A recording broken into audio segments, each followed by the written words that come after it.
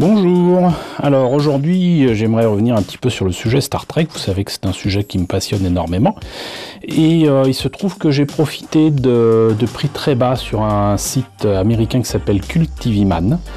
Ils font souvent des prix sur des maquettes ou des objets dont ils veulent se débarrasser ou dont la boîte est un peu abîmée ou voilà. Et là il y avait quand même quelques belles affaires à faire. Et j'en ai profité pour prendre cette maquette de Star Trek qui représente en fait la rencontre entre un F-104 d'interception américain des années 60 et l'Enterprise qui se retrouve sur Terre suite en fait à un voyage dans le temps qu'il n'avait pas prévu. Et le titre en anglais s'appelle Tomorrow is Yesterday, mais je sais absolument pas comment ça s'appelle en français. Je doute que ça s'appelle Demain était hier, mais on sait jamais. Quoi qu'il en soit, donc en fait c'est un sujet qui est quand même assez rigolo et qui représente donc en fait une maquette qui est apparemment la réédition d'une très vieille maquette au 1.48 de la marque Lindbergh, mais donc c'est une marque que je n'aime pas trop. Cela dit, là le kit est assez simple, voilà. Et la réédition donc de la version soi-disant au 1.2500 de l'Enterprise de la série originale. Et donc on voit un petit peu en perspective forcée. Je trouve quand même le sujet assez sympathique. Et même si j'ai déjà l'Enterprise au 1.2500, et si j'aurais pu certainement trouver un F-104 de meilleure facture, là le prix était vraiment très bas. Et surtout il y a une planche de décalco qui permet d'avoir le numéro de cet avion qui apparaît dans la version remasterisée de la série et donc ça c'est assez sympa.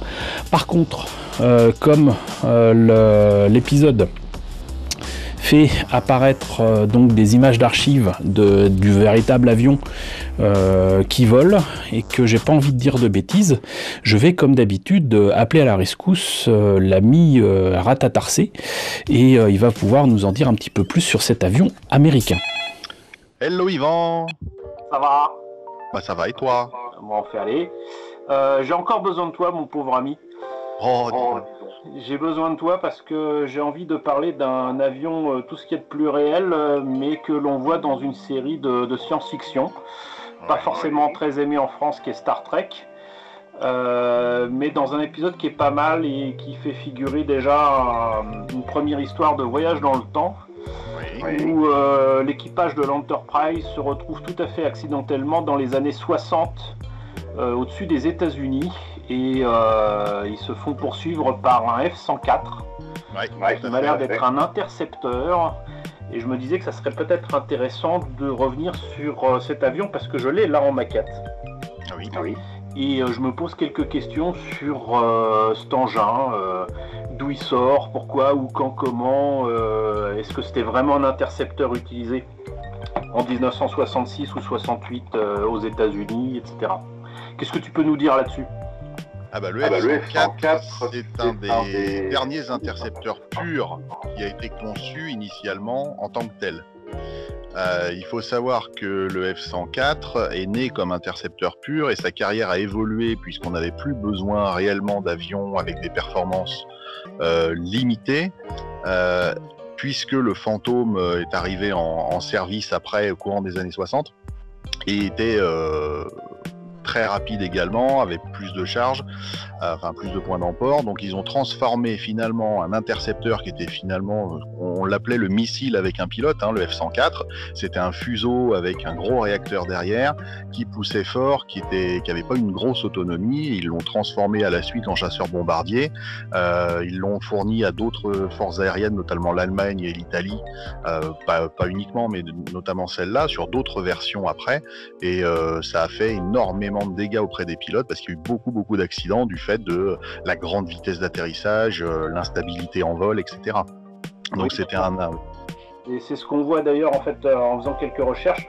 Ça m'a rappelé que effectivement, que ce soit en jouet ou en maquette, on voyait souvent le F-104 non pas avec des marquages américains mais allemands. Tout à fait. Des F-104 ont même été engagés très brièvement au niveau du Vietnam. Bon, ils les ont retirés parce que je pense que le climat là-bas devait leur être fatal. Sans même parler des défenses aériennes nord-vietnamiennes ou quoi, je pense que il n'était pas adapté à tout. Je veux dire, c'était un intercepteur pur comme on n'en fait plus, comme ils en ont plus fait après, de toute façon. Voilà, c'était un des derniers représentants de la série des Century Fighter. Voilà, je veux dire, celui qui vient juste après, le F-105, c'est un monomoteur aussi, mais c'est un camion à bombe et c'est un vrai chasseur bombardier. Ils ont transformé le F-104 en chasseur bombardier pour essayer d'utiliser en fait ceux qui avaient été commandés. Donc ils ont upgradé les cellules, ils ont rajouté des points d'emport, puisque le F-104 d'origine est celui qu'on voit au début dans l'épisode de Star Trek, est un F-104A, donc il a uniquement 2 points au bout d'aile, point barre, il n'a pas de point central, il n'a pas de point sous les ailes, il a son canon et ça s'arrête là. C'est vraiment un intercepteur. Il est là pour arriver, je tire, je shoot, je redescends. Point. D'où la mission contre l'Enterprise qu'on voit, il est censé intercepter l'Enterprise. Donc les images sont des images d'archives de l'armée de l'air américaine. Ils volent même sans missiles en bout d'aile et sans bidon, puisqu'on mettait soit les uns, soit les autres. Auquel cas, s'ils partaient sans missiles, ils n'avaient que son canon pour intercepter, hein, un intercepteur à l'ancienne. Ils avaient remis des canons, puisque les intercepteurs tout missiles ou tout roquette qui étaient venus légèrement avant, courant des années 50, ne fonctionnaient pas bien du tout. Voilà. Enfin, cela dit, j'ose imaginer surtout que ces engins, surtout sur le sol américain. Le ciel américain Nord-américain.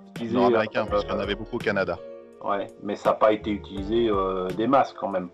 Enfin, ils ont été utilisés en interception aussi avant que les... Enfin, en fait, ils ont succédé finalement au F-102 et c'était une transition vers le F-106 qui était beaucoup plus performant. Donc le F-102 L-Delta, le F-106 L-Delta et le F-104 est arrivé avec un fuselage, un crayon avec 2 bouts d'aile, très très très compact, enfin très long mais très compact, très peu large, très peu d'envergure, donc vraiment difficile à voler mais très rapide. Ils ont même inventé des systèmes pour qu'ils se posent moins vite qu'initialement, avec des souffleries dans les volets, etc. Parce que c'était propre. Enfin, sinon il fallait des pistes de kilomètres et des kilomètres. Quoi. Je veux dire, c'était un missile, ni plus ni moins, avec le réacteur de l'époque. Et donc c'était une transition. Quand le F-106 est arrivé en dotation dans les unités américaines, ils savaient pas quoi faire du F-104, ils l'ont transformé en chasseur bombardier, ça a été la cata aussi, et donc ils se sont dit on va le fourguer ailleurs, parce qu'il n'est pas resté en service très très longtemps dans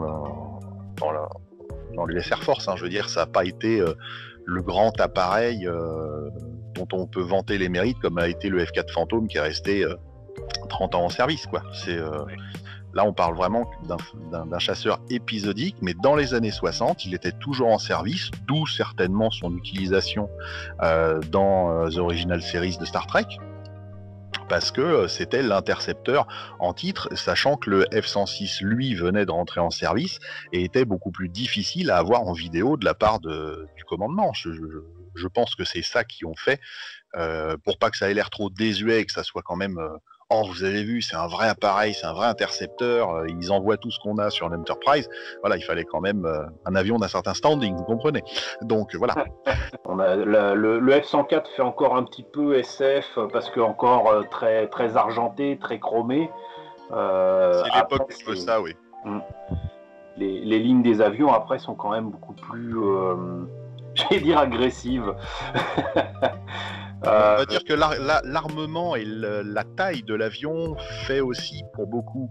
Ce qu'on voit dans l'épisode, c'est un mix d'images d'archives où on voit au début, donc comme je te disais, un F-104A, donc avec rien comme armement, hein, des lignes très pures, mais pas chargées. Ce qu'on voit à la fin quand ils sont on le voit avec des bidons. Là, clairement, on est sur un F-104C, voire un F-104G.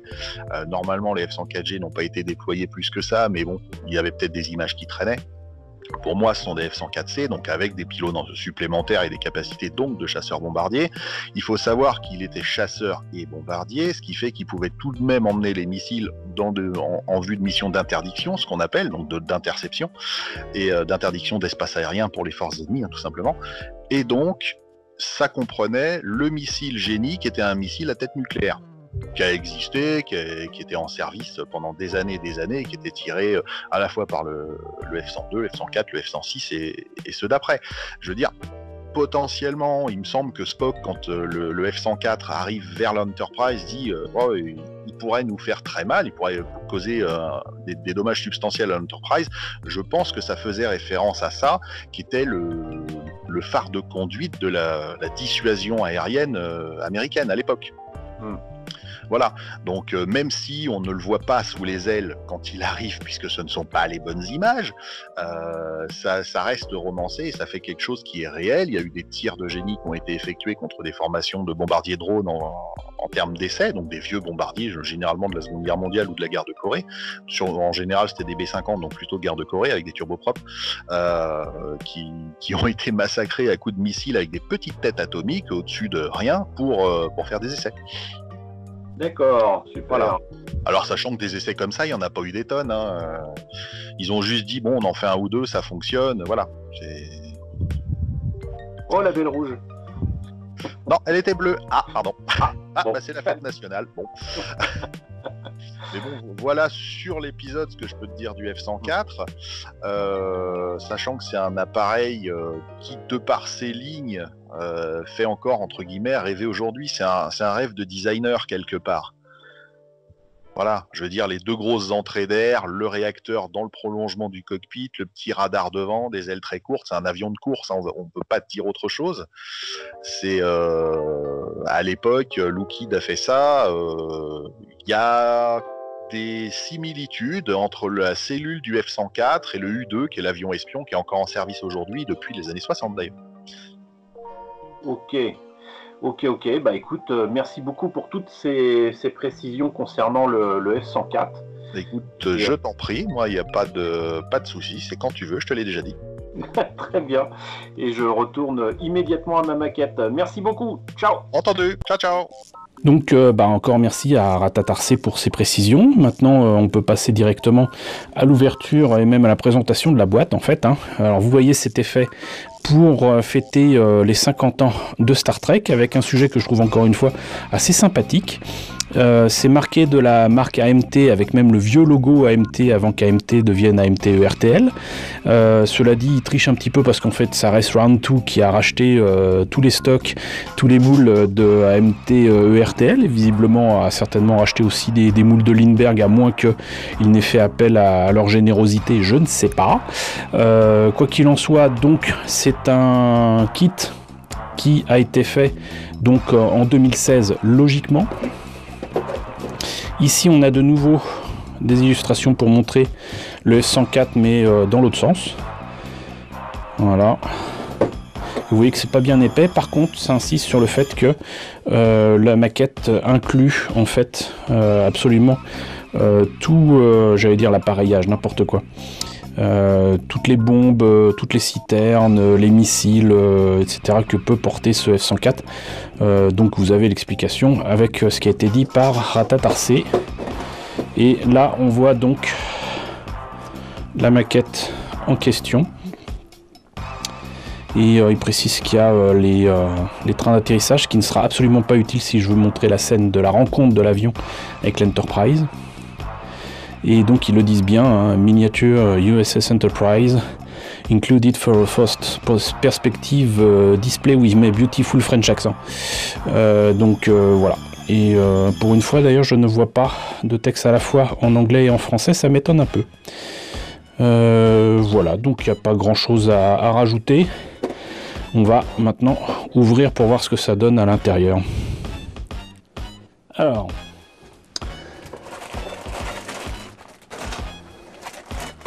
Avant de venir sur les grappes elles-mêmes, la notice, si je me rappelle bien, voilà, vous avez en fait deux planches de décalco. Alors a priori, là vous avez ce qu'il faut pour faire normalement le marquage tel qu'il est indiqué, en tout cas sur la boîte, mais peut-être aussi d'autres marquages qui apparaissent en début d'épisode. Vous avez donc là de toute façon ce qu'il faut pour le F-104 et surtout pour l'Enterprise. Alors c'est juste dommage qu'il n'y ait pas un minimum d'Aztec paneling, mais pour cette échelle-là, quand même, c'est quand même de la belle ouvrage. Hein. C'est pas du vilain petit décalco. Et sinon, là, j'imagine que c'est le set de décalco original complémentaire pour le F-104. Mais bon, donc je sais pas du coup si ça va être utilisé. Mais quoi qu'il en soit, donc c'est bien sympa d'avoir autant de choix. Pour la notice, donc vous voyez le montage de l'Enterprise est quand même assez simple. Il faut dire que la maquette n'est plus toute jeune, elle doit avoir au moins 20 ans. Ensuite, vous avez la maquette du F-104, là aussi assez simple. Par contre, on notera que il n'y a aucun détail pour le cockpit et surtout il n'y a pas de pilote. Voilà, coucou à Christophe, il y a effectivement de la Revélite chez Lindbergh, ou un 48 en plus. Hein.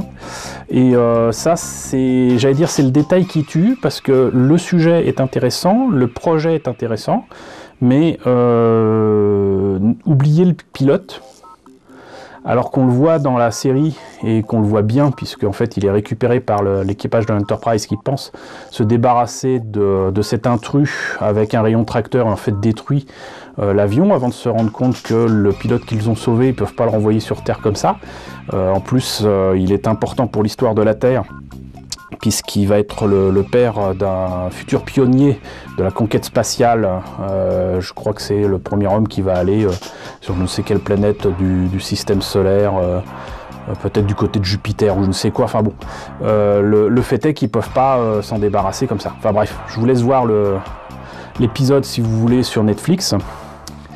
Et là donc, écoutez, il montre des choses à placer sur l'avion, optional ou quoi. Je trouve ça assez étonnant parce que du coup là, il aurait été bon que justement ces options n'existent pas entre guillemets.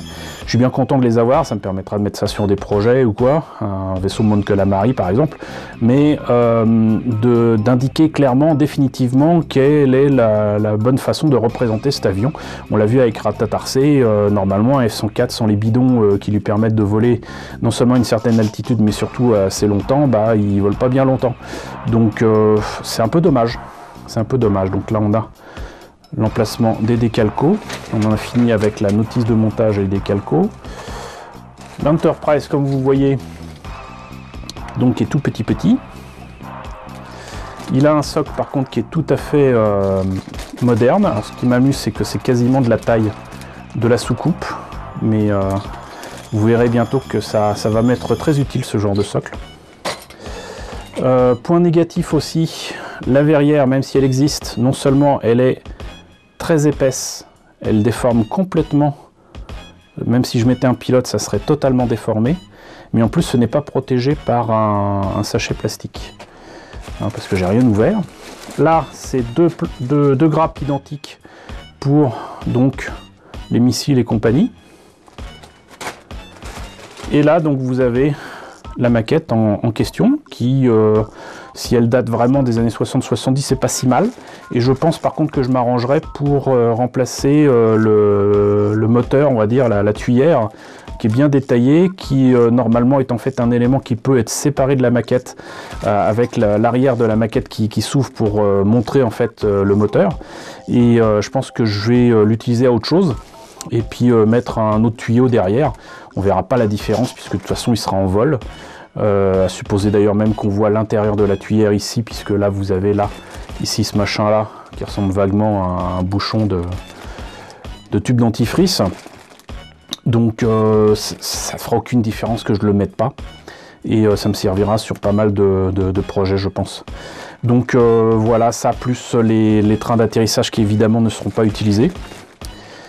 Et ce qui m'amuse par contre, c'est que toutes les pièces sont numérotées sur les pièces elles-mêmes et sur les grappes, ce qui prouve que c'est une vieille maquette. Mais bon, encore une fois, le délire, le projet me semblait intéressant. Et voilà, en tout cas, ça nous a permis de reparler de Star Trek, de parler du F-104 avec Ratatarcé, j'en suis ravi. Donc j'espère que tout cela vous a intéressé. N'hésitez pas à me dire ce que vous en pensez dans la section commentaires. N'hésitez pas surtout à liker et à partager, c'est très important. C'est ce qui fait toute la différence pour les vues de ce genre de vidéos. N'hésitez pas à vous abonner si ce n'est pas déjà le cas. Coucou aux nombreux abonnés qui nous ont rejoints ces derniers temps, bienvenue à vous. Coucou aux grands anciens qui me suivent désormais depuis 4 ans.